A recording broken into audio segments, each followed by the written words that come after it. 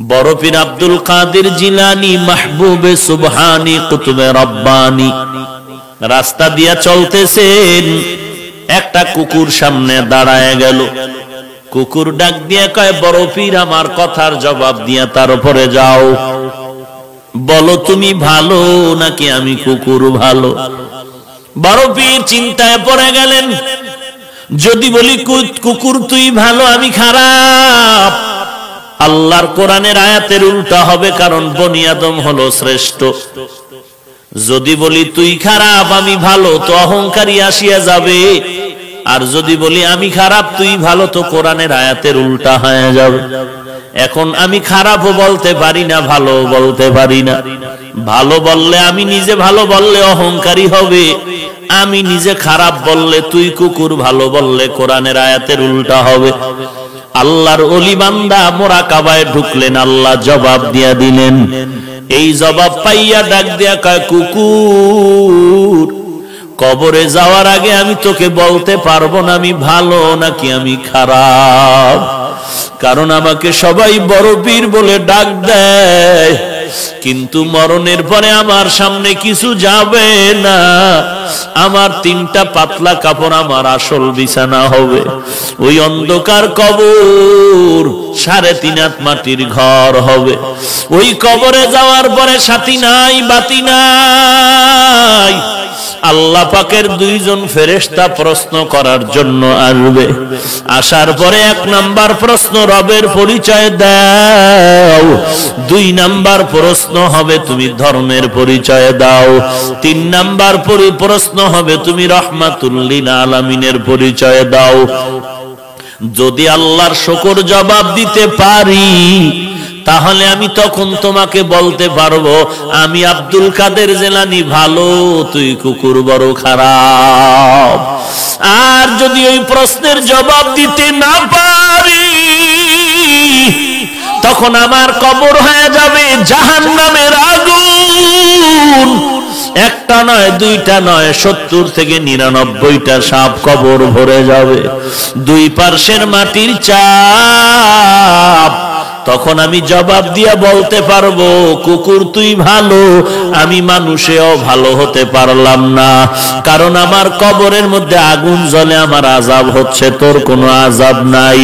আমি কবরে যাওয়ার আগে তোকে জবাব দিতে। জিলানী ডাক দিয়া কয়, ও দুনিয়ার মানুষ, মরণের আগে কবরে গিয়া নাজাত না পাওয়ার আগ পর্যন্ত নিজেকে ভালো মনে করার উপায় নাই।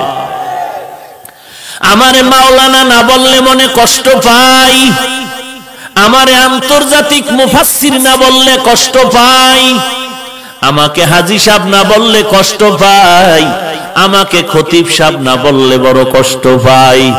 আমি প্রিন্সিপাল, আমি মুফতি সাহেব, আমি মুহাদ্দিস, এটা দাবি করে কত গর্ববোধ করি, কত অহংকার। কিন্তু কবরে গিয়া যদি নাজাত না পাই, আমার মাওলানাগিরি মুফতিগিরি টাইটেলে আমার কোনো কাজ আসবে না, আর আমার টাইটেল লাগবে না যদি কবরে গিয়া আমলের কারণে আল্লাহ মাফ করে দেয়।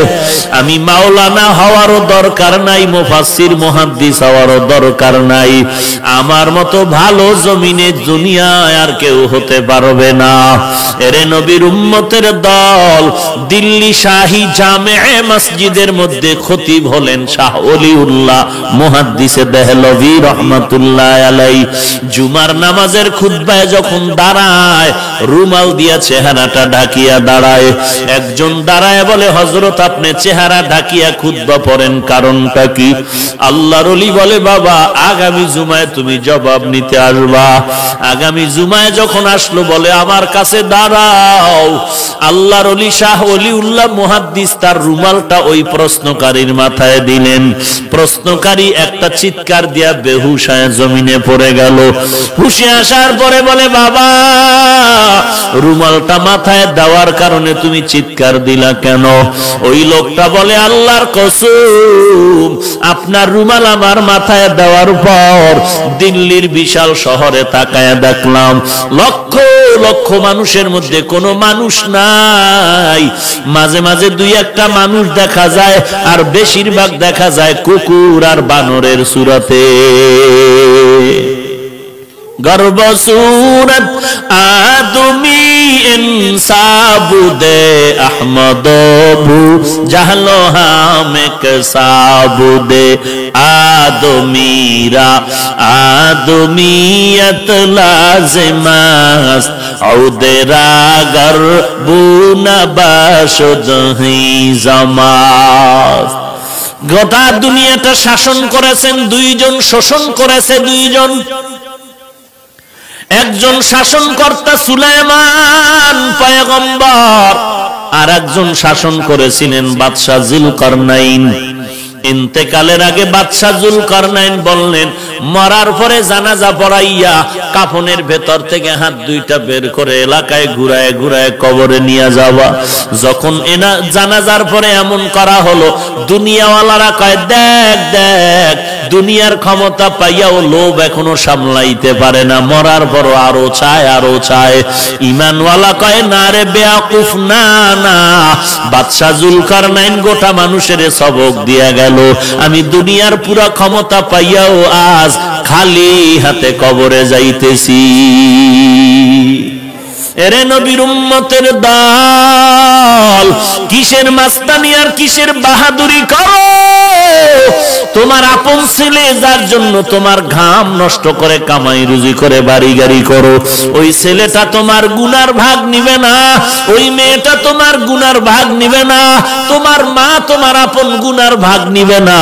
দুনিয়াতে যদি মামলায় পড়ে যাও, বিপদে পড়লে দেখছুনি মা বাবায় বলে এই সন্তান আমি চাই না।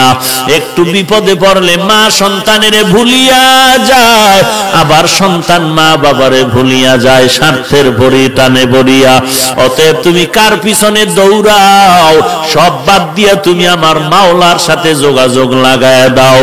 আল্লাহকে ডাক দিয়া বলো, হে মালিক, দুনিয়াতে এই 70 বছর 60 বছর 40 বছর হায়াতে আমার প্রত্যেকটা সেকেন্ড আমি আমার দুনিয়ার লাইনে ব্যয় করলাম, বন্ধুর লাইনে ব্যয় করলাম, আমার খেলার মাঠের বন্ধুর পিছনে আড্ডা দিয়া সময় নষ্ট করলাম, লেখাপড়ার মাঠে আমার ছাত্র ভাই বোনের পেছনে সময় দিলাম, কর্মজীবনে আবার আমি টাকার পেছনে সময় দিলাম। আজান কানে আসছে মসজিদে যাই নাই, আলেম ওলামার মাইকের বয়ান আসছে বয়ানে যাই নাই, আল্লাহ ওয়ালারা ডাকছে আসো, মুয়াজ্জিন ডাকছে আসো, যাই নাই। ও আল্লাহ, সব জিন্দেগি বরবাদ করে ফেললাম। চোখ দুইটা বন্ধ করে তাকায় দেখি আমার আমল নামায় ভালো একটা নেক আমল নাই। ওরে বান্দা, আল্লাহ যদি জিজ্ঞাসা করে এমন একটা ওসিলা পেশ করো